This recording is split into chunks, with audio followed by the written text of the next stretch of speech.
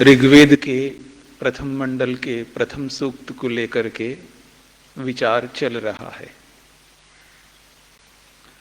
आज पांचवें मंत्र को लेकर के विचार करते हैं। अग्निर्होता कविक्रतुः सत्यश्चित्र श्रवस्तमः देवो देवेभिरागमत्। अग्नि होता कविक्रतुः सत्यः चित्रश्रवस्तमः देवः देवेभिः आगमत्। कितने शब्द हो गए? 9। हाँ, यदि आप कविक्रतु को अलग करेंगे, ठीक है, चित्र को और श्रवस्तमा को अलग करेंगे, तब 11 शब्द हो जाएंगे।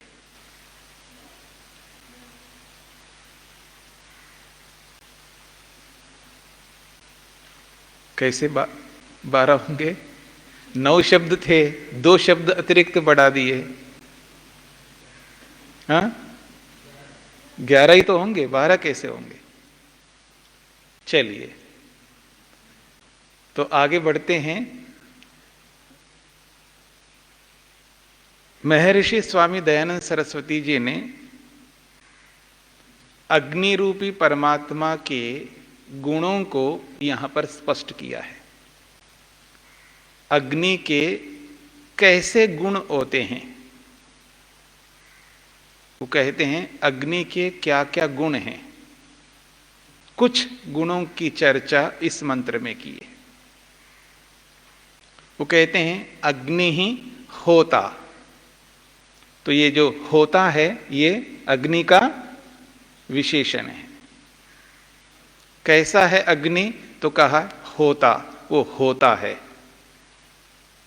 ठीक है। और ये होता का मतलब क्या है? हु दानादनयो आदाने च, तीनों अर्थ ले सकते हैं। दान करना, अदन करना और क्या करना है? लेना। देना और लेना और खाना। अग्नि में ये तीनों काम है, इसलिए उसको होता कहा है। महर्षि स्वामी दयानंद सरस्वती जी ने अर्थ किया है दाता, ग्रहीता, द्योतकः वा, क्योंकि भौतिक अग्नि को भी साथ में लेकर के चल रहे हैं।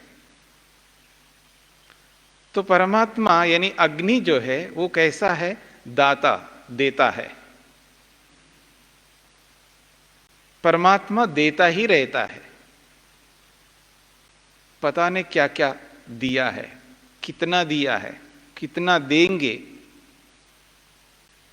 जब से सृष्टि बनी तब से लेकर आज तक देते हुए ही आ रहे हैं, और जब तक सृष्टि बनी रहेगी तब तक देते ही रहेंगे। यह है दाता। क्या स्वरूप है परमात्मा का देने का? हम लोग जब देते हैं पहले से ही कंजूस होते हैं, ठीक है, देने में बहुत ज्यादा कंजूस होते हैं। बहुत श्रद्धा से, भक्ति से और विनय से, बहुत मेहनत पुरुषार्थ करके दूर से आता है जी, आपके पास आके कुछ सीखना चाहते हैं, समय नहीं है हमारे पास में, भाई इतना ही देंगे आपको। समझ में आ रहा है ना? हम लोग बहुत कंजूस होते हैं, हम ऐसा नहीं दे पाते हैं जैसे भगवान देता है। हम देते हैं पर बहुत थोड़ा देते हैं। चाहे ज्ञान दें भी, हाँ जी 2 क्लास हो गए जी, अब अधिक इससे ज्यादा नहीं लूंगा, 3 क्लास हो गए वो बहुत हो गए, 4 हो गए तो बस पूछिए मत। हम देते हैं, मैं ये नहीं कह रहा हूं नहीं देते हैं, पर हम जो देते हैं वो इतना नहीं दे सकते जितना परमात्मा देता है। इसलिए उसको कहा है होता। क्या देता है परमात्मा, क्या नहीं देता ये पूछिएगा ना, सब कुछ देता, इसलिए उसका नाम है होता। याद रखना, जो भी दिया है ना सब लेगा, इसलिए ग्रहीता भी कहा उसको। अब मेरे बस की बात नहीं है कि आपको जो दे दिया वो वापस ले लूं मैं।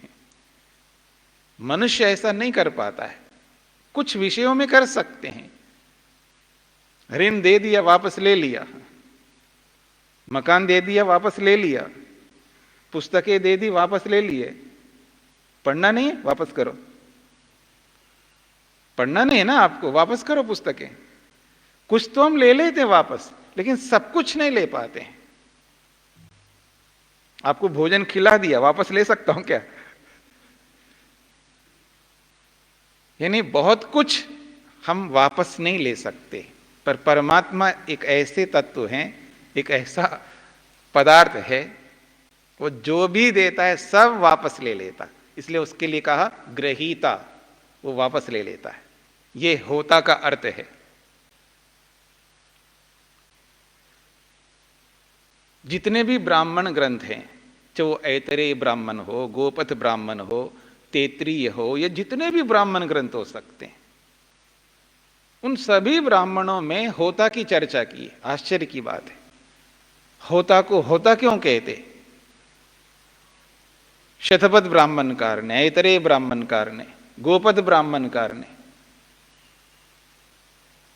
तैत्रीय आरण्यक ने, बहुत सारे ऐसे ग्रंथ हैं जिनमें होता की चर्चा की है। अग्निर्वै होता, होता कौन है? अग्नि इत्यादि देवम, ये आदिदेवी करते हैं। वाग्वै होता इत्याध्यात्मम, अध्यात्म में जो है होता का मतलब है वाग, वाणी। अध्यात्म में तो होता उसको कहते हैं वाक को, और आदिदेव में अग्नि ही। असौ, असौ देवता होता, यह तपति, ये जो सूर्य है वो भी होता है। संवत्सरा वै, संवत्सरो वै होता, संवत्सर को भी होता कहा, ऋतु को भी होता कहा है। ऋतु, ये जो ऋतुएं आती है ना, दिशाओं को भी होता कहा है। ऐसे होता शब्द के बहुत सारे अर्थ हैं, और इन सब में परमात्मा बसे हुए हैं, याद रखना। प्राण भी परमात्मा है, अग्नि भी परमात्मा है, आदित्य भी परमात्मा है, वाक भी परमात्मा है, संवत्सर भी परमात्मा है, ऋतु भी परमात्मा है, और दिशाएं भी परमात्मा है। परमात्मा ही परमात्मा सर्वत्र व्याप्त है, पर ऐसा अर्थ आपको लेना होगा। तो भौतिक वस्तुओं के लिए भी कहा जा रहा है यहां, ऐसा नहीं कि दिशा को होता नहीं कहा, संवत्सर को नहीं कहा। ये जो प्राण चल रहे हमारे जीवन में उनको होता नहीं कहा, उनको भी कहा है, उनको भी कहा है, पर परमात्मा को भी कहा है। तो परमात्मा होता है, जो देता है, अवसर आने पर सब कुछ ले लेता है, और बीच में ले लेता, याद रखना। एक तो अवसर आने पर लेता है, ज्यादा गड़बड़ करोगे तो बीच में ले लेगा। उपनिषद में आता है कि परमात्मा खा जाता है, सबको खा जाता है वो।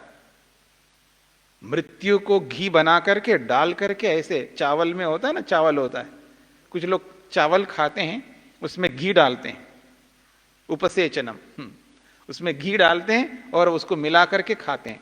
तो खाते समय थोड़ा अंदर आराम से जा सके ना, उसमें जो चिकनापन होता है तो आराम से, कुछ और चीज नहीं है। बचपन में हमने देखा है, छोटे बच्चे होते हैं, किसी किसी को आदत हो जाती है कि वो केवल चावल लेता है और उसमें घी डालता है, थोड़ा नमक डालता है और मिलाता है और खाता है। ऐसा आपने में खाया होगा, ऐसा ऐसे खाते ही ये लोग। और जहां मुख्य रूप से चावल खाने का होता है वहां पर तो जरूर खाते हैं। ये कहने का अभिप्राय है परमात्मा बीच में भी खा जाते हैं हमको, अगर हम ज्यादा गड़बड़ करते हैं तो। इसलिए वो अति खा जाते हैं हमको, इसलिए उसको होता कहा है। अगला शब्द है कविक्रतु। बहुत अच्छा शब्द है। परमात्मा कविक्रतु है।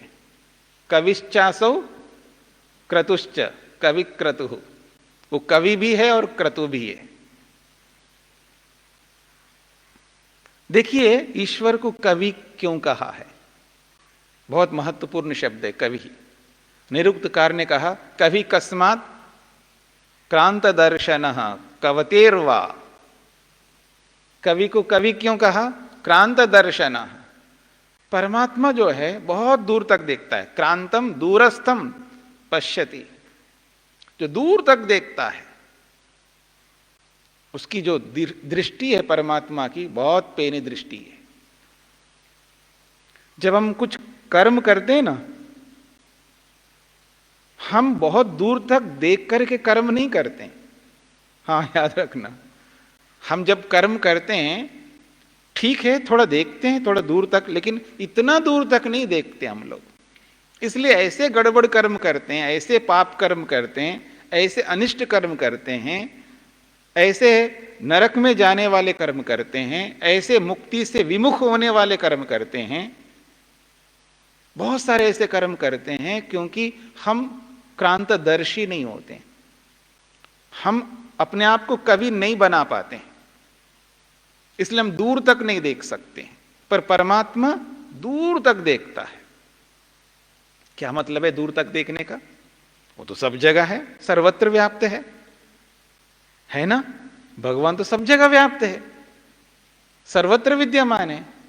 यहां पर भी है, दिल्ली में भी है, तो दूर तक क्या देखना है? यहां पर भी, अमेरिका में भी है, पृथ्वी के इस कोने से उस कोने तक कहीं पर भी देखे, वो सब जगह है। तो दूर तक देखने का क्या मतलब है ना? कुछ सोचने वाली बात हो गई ना कि क्या देखता है दूर तक परमात्मा। एक कर्म करते हैं, कोई भी कर्म हम कर लें, भोजन बांटने का कर्म हो रहा है, और भोजन में कुछ सामान्य चीजें भी होती हैं जो खाने की, कुछ विशिष्ट वस्तुएं भी होती हैं। अब बांटने वाले होते हैं और खाने वाले भी होते हैं। कोई वस्तु सीमित मात्रा में होती है, कोई थोड़ा ज्यादा होती है। जब सीमित मात्रा में होती है तब समस्या आती है। अधिक मात्रा में तो किसी को चिंता नहीं होती, कितने भी खा सकते, कितना भी खा सकता है, सबको मिलेगा जी, चिंता मत करना। उसको एहसास होता है पहले से, हाँ पर्याप्त मात्रा में, बाद में भी खा लूंगा। उसको यह समझ में आ गया कि कम मात्रा में है तो सबसे पहले आके बैठेगा। ठीक है ना? तो कहने का अभिप्राय यह है, क्या कह रहा था? हाँ, दूरदृष्टि कि हमने कर्म किया, खाने का कर्म किया, कर्म तो हो गया, पर हम वहीं तक देखते हैं। अभी पेट तो भरना है पहले, बहुत अच्छी चीज है, मेरे अनुकूल है, अपने अनुकूल चीज उसके सामने हो और वो कर लिया, वो यही देखता बस मैंने तो खा लिया। अब क्या है, उसको पता नहीं था मात्रा में कमी है इसमें, कम मात्रा में, मैं पहले खा चुका हूं, हो गया मेरा, उसको पता ही नहीं था। हम इतना ही देखते हैं, ठीक है ना, हम इतना ही देख पाते हैं। या यहां तक देख सकते हैं आपने ज्यादा कैसे खा लिया, अगर आचार्य को पता लग जाए, वो पूछेंगे मेरे से तुमने कैसे खा लिया ज्यादा, जब आपको पता था कि कम मात्रा में है तो आपने अधिक कैसे लिया और पहले कैसे खा लिया। यहां तक देख सकता है। ऐसा भी हो सकता है ना, अगर किसी को पकड़ में आ जाए, किसी को नहीं पता लगने वाला है, मान लो भंडारी क्यों ना हो अब उसको उसके अधिकार में है, वो ये सोचता है कि किसी को पता ही नहीं लगेगा। लेकिन किसी को, मान लो ब्रह्मचारी तो ब्रह्मचारी हो तो कहीं से भी आटा पकते हैं, किसी ने देख लिया हो तो यहां तक देख सकता है, या अधिकारी तक पहुंच जाए तो यहां तक देख सकता है। तो उसका देखने का जो एक है वो सीमा थोड़ा अलग अलग होती है, पर हम बहुत कम देख पाते हैं, हम बहुत अधिक दूरी तय नहीं कर पाते। पर परमात्मा जो है बहुत दूर तक देखता है, बहुत दूर तक देखता है। मैं तो अकेला रहता हूं ना, कमरे में अकेला रहता हूं, मेरे कोई देखने वाला नहीं, अंदर क्या कर रहा हूं कोई नहीं देखने वाला है। कभी कभी कोई आता है तब अलग बात है, लेकिन कोई देख ही नहीं सकता मेरे को, कमरे के अंदर बंद हूं, ठीक है। अब मैंने कोई भी एक कर्म किया, चाहे खाने का किया, सोने का किया, कोई भी एक कर्म करता हूं तो परमात्मा तो देखता ही है। पर परमात्मा को भुला करके अगर मैं कोई ऐसा कर्म करूं तो मेरे को डर तो लगेगा, ऐसा नहीं कि डर नहीं लगेगा। अगर किसी को पता लग जाए, अरे अकेले कमरे के अंदर अकेले कर रहे हो, लेकिन हाँ दीवारों में भी कान होते हैं ये तो आपने सुना है, लेकिन दीवारों में भी छेद होते हैं, ये सुना है कभी?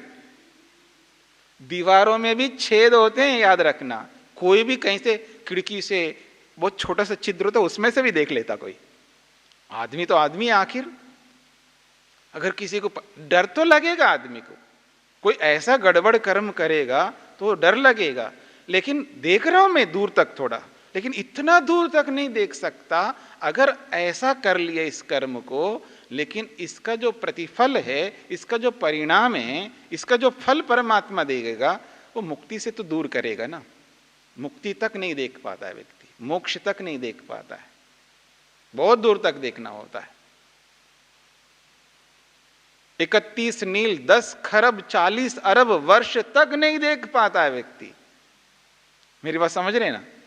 मतलब देखना तो वहां तक देखना है ना हमको। 31 नील 10 खरब 40 अरब वर्ष, कितना दूर है ये। उसकी व्यापकता देखिए, कितनी दूरी रखता है वो काल।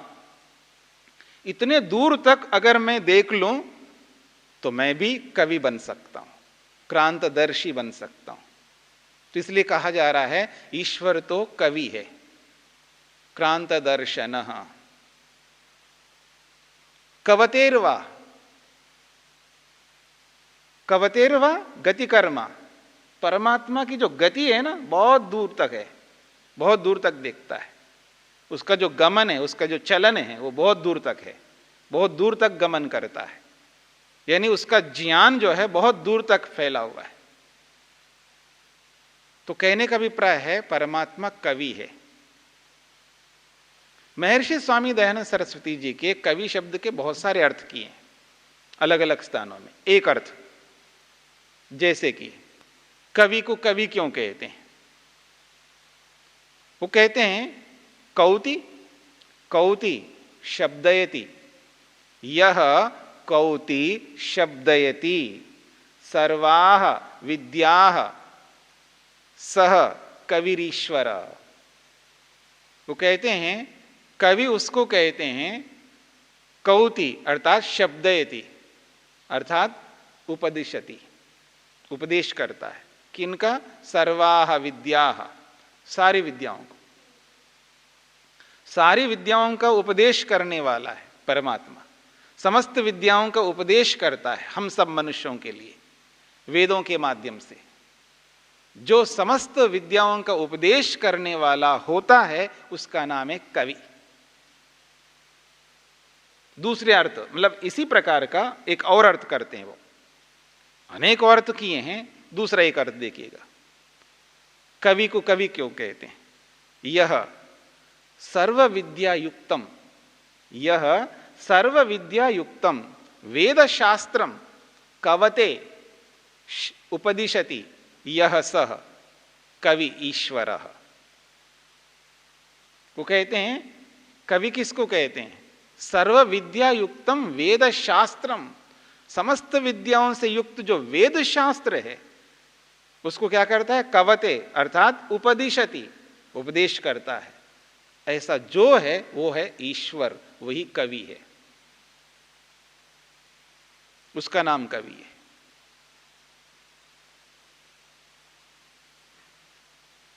क्रतु को क्रतु क्यों कहते हैं? यह करोति, यह करोति सह क्रतु, जो करता है और जिसके माध्यम से कराता है वो भी क्रतु है। परमात्मा को क्रतु कहा क्योंकि परमात्मा कर्म करता है, सृष्टि बनाता है, वो भी एक कर्म है। सृष्टि की संरचना करना बहुत बड़ा कर्म है। दुनिया में सबसे बड़ा कर्म यदि कोई है, संरचना, सृष्टि की संरचना। इतना बड़ा संसार है, इतने बड़े संसार का निर्माण करता है, इससे बढ़कर कर्म कोई हो सकता है? इस पूरे ब्रह्मांड को प्रलय करता है, ये बहुत बड़ा कर्म है, इससे बढ़कर कोई कर्म हो सकता है? पूरे ब्रह्मांड में जितने भी शरीरधारी प्राणी हैं उन सबको निरंतर बहुत कुछ दे रहा है, प्राण दे रहा है, सूर्य के माध्यम से प्रकाश दे रहा है, ये सब इनके माध्यम से कराता है। इसलिए महर्षि स्वामी दयानंद लिखते हैं, यह करोति येन वा, जो करता है और जिसके माध्यम से करता है। यह करोति येन वा, जिसके माध्यम से भी कर्म करता है, यानी इन समस्त जड़ पदार्थों को बना करके तैयार किया है और इनके माध्यम से करवा रहा है। परमात्मा बहुत सारे कर्म करता है, स्वयं करता है और दूसरों से कराता भी है, इसलिए वो क्रतु है। तो अग्नि कैसा अग्नि है? ये होता के रूप में है, कवि के रूप में है, क्रतु के रूप में है। और कैसा है? सत्य, सत्य के रूप में। सत्य के विषय में तो सभी जानते हैं, जानते हैं ना, सभी जानते हैं। पर ईश्वर एक सत्य स्वरूप है। सत्य को सत्य क्यों कहते हैं?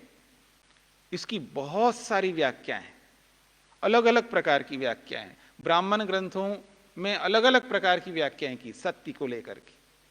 एक व्याख्या मैं आपके सामने रखता हूं, देखिएगा सत्य को सत्य क्यों कहते हैं। सत्यम तदेतत् त्रयक्षरम वो कहते हैं शतपथ ब्राह्मणकार, सत्य के बारे में समझा रहे हैं। सत्य किसको कहते हैं? सत्यम तद एतत् त्रयक्षरम, इसमें 3 अक्षर हैं। जैसे ओम को लेकर के व्याख्या करते हैं ना, त्रयक्षरम ओम, अकार उकार मकार, इस प्रकार व्याख्या करते हैं ना ओम को लेकर के।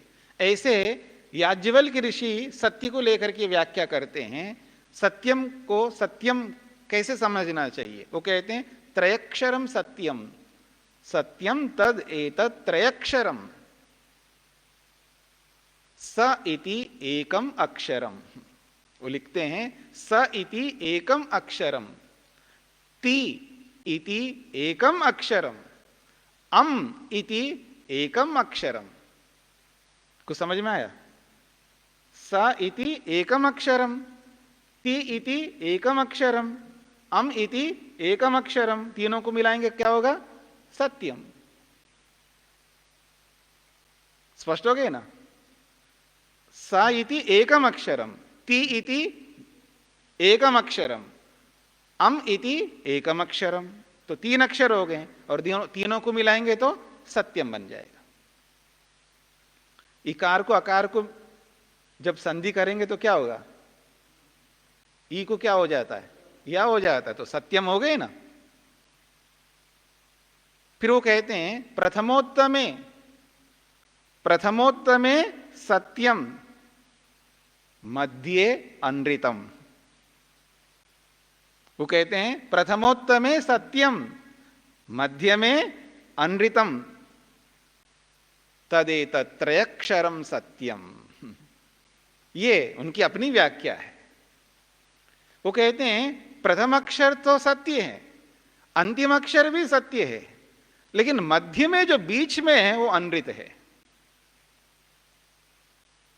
उसका नाम है सत्य। क्या अर्थ करते हैं ऋषि लोग, देखिएगा, समझने वाली बात है। तो प्रथम परमात्मा है, अंतिम जीवात्मा है, और बीच में प्रकृति है ना। वो अनृत क्यों है जी? अनृत का मतलब वो झूठ वाला अनृत नहीं है। अनृत का मतलब है सत्य दो प्रकार का होता है ना, एक अपरिवर्तनीय सत्य, एक परिवर्तनीय सत्य, और जो परिवर्तनीय है वो अनृत है।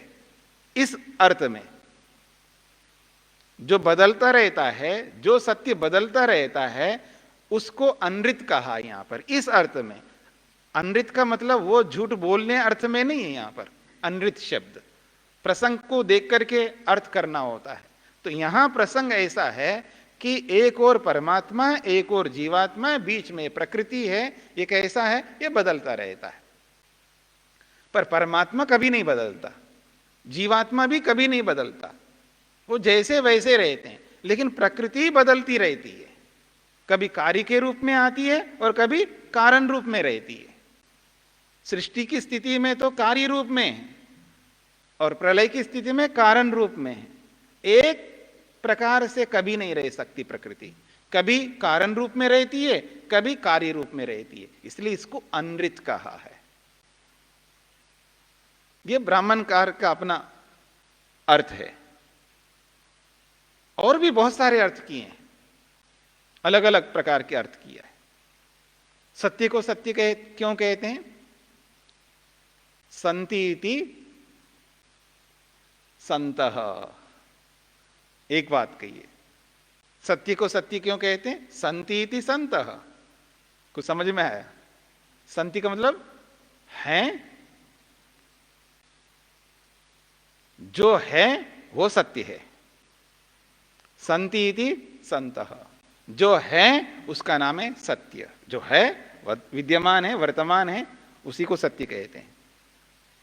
जिसका अस्तित्व है वो सत्य है। सत्य का मतलब क्या होता है? यथार्थ, वास्तविकता। जो है उसका मतलब है सत। फिर वो कहते हैं सद्यः हितः। जो विद्यमान है, उन विद्यमान पदार्थों में सबसे उत्कृष्ट यदि कोई है वो है परमात्मा। विद्यमानों के लिए हितकारी है वो। जो भी हम सब है ना, हम सबके लिए वो हितकारी है। हम सबका वो हित करता है, कल्याण करता है, इसलिए वो सत्य है। सत्सु साधु, जो विद्यमान है हम सब में, वो उत्कृष्ट है, श्रेष्ठ है, वो साधु है। इसका मतलब मैं असाधु हूं क्या? हां बिल्कुल हूं। अल्पज्यता ही असाधुत्व है, अल्प सामर्थ्य ही असाधुत्व है। मेरे में कमी है या नहीं? आत्मा में पूर्ण नहीं हूं, मैं अपूर्ण हूं, इसलिए पूर्ण होने की चेष्टा करता हूं। यदि मैं भी पूर्ण होता, जैसे एक व्याकरण होता है ना, व्याकरण पढ़ चुका है और एक अष्टाध्यायी पढ़ रहा है, दोनों में अंतर है ना, इसलिए उसके पीछे पीछे दौड़ता है जो व्याकरण है। हाँ जी, इसका क्या मतलब है, थोड़ा सा बताना, मैं भूल गया। हाँ जी, वो जो अर्थ था ना वो आपने बताया था, एक बार दोबारा बताना। उसके पीछे पीछे दौड़ता रहता है, और वो भी व्याकरण बन जाए, दोनों समान हो गए। मैं काहे को पूछूं, मैं अपने आप देख लूंगा ना। मतलब दोनों एक जैसे हो जाता है ना व्यक्ति, दोनों एक जैसे हैं। आप भी पूर्ण, मैं भी पूर्ण, तो मैं कोई चेष्टा नहीं कर सकता, पर मैं ऐसा नहीं हूं, मैं अपूर्ण हूं। इसलिए कहा सत्सु साधु। जो विद्यमान जितने भी पदार्थ है उसमें साधु है, पूर्ण है, श्रेष्ठ है, उत्तम है, उसको सत्य कहते हैं। ये व्याख्या है, ये महर्षि स्वामी दयानंद सरस्वती की व्याख्या है। संतीति संत, सत्सु साधु, सद्भ्य हितः, ये उन्हीं के अर्थ हैं जो बता रहा हूं मैं। वो तो हिंदी में व्याख्या तो मैं कर रहा हूं। तो कहने का अभिप्राय है ईश्वर अग्नि स्वरूप है, लेकिन ईश्वर के अंदर अनेक विशेषताएं हैं। उन विशेषताओं में से कुछ विशेषताओं को इस मंत्र में स्पष्ट किया जा रहा है कि वो अग्नि किस रूप में है। वो होता के रूप में है, वो कवि के रूप में है, क्रतु के रूप में है। ईश्वर निरंतर कर्म करता है, कभी रुकता नहीं है। उसके क्रतुत्व को समझ करके स्वयं को क्रतु बनाना है, उसके होतृत्व को समझ करके अपने आप को होता बनाना है, उसके सत्य स्वरूप को समझ करके स्वयं को सत्य से ओतप्रोत करना है। क्योंकि किसी के भी गुणों को जब हम सामने लाते हैं, उन गुणों को सामने लाने का एक ही मतलब होता है वैसे गुण हमारे में हो, नहीं तो किसी का गुणगान करने का कोई अर्थ नहीं होता है। यही अर्थ होता है जब किसी के गुणों का गान करते हैं, इसका सीधा अर्थ है वैसे गुण हमारे हों। बाकी चर्चा आगे करते हैं।